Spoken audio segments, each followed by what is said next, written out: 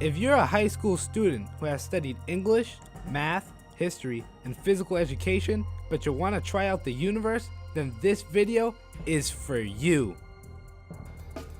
Hey, that's me, Chion Franco Fernandez, and I'm just one student from 4 Boston Youth Astronomy Apprenticeship after-school programs. Each week, we met a few times to learn about stars, galaxies, and other cool stuff, and of course hung out with friends. And at the end of the school year, we presented our work at the Status Center at the Massachusetts Institute of Technology. Well, the 4 moons I'm talking about are Callisto, Io, Ganymede, and Europa.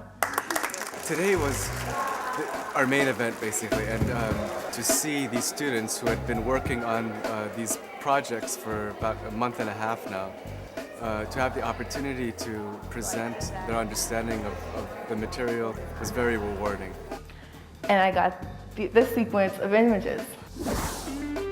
Using Micro Observatory, a network of robotic telescopes that you control over the internet, we took our own images of objects in the universe, like nebula, and then gave poster presentations to the public. Another unique feature is that it's only 4,100 light years away. You wouldn't want to walk that, but as well as PowerPoint presentations and lecture halls. And today I will be talking to you about the Whirlpool Galaxy, which I also call the Jacuzzi Galaxy.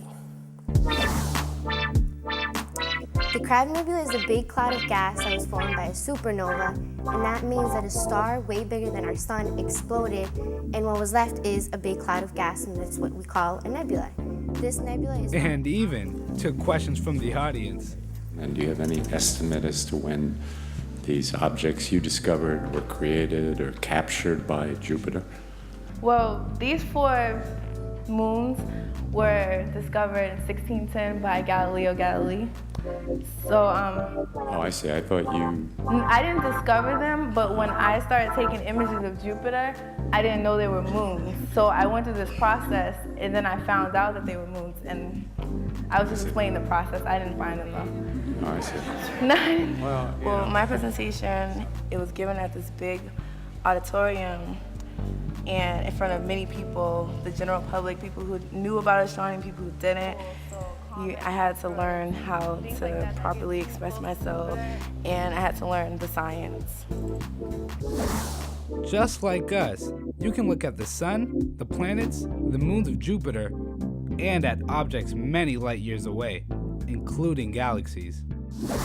The Whirlpool Galaxy is 30 million light years away from us.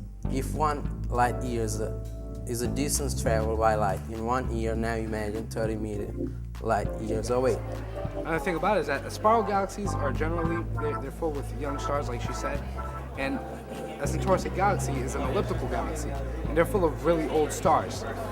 You can see a reddish-orange color, and most of the color you see is white.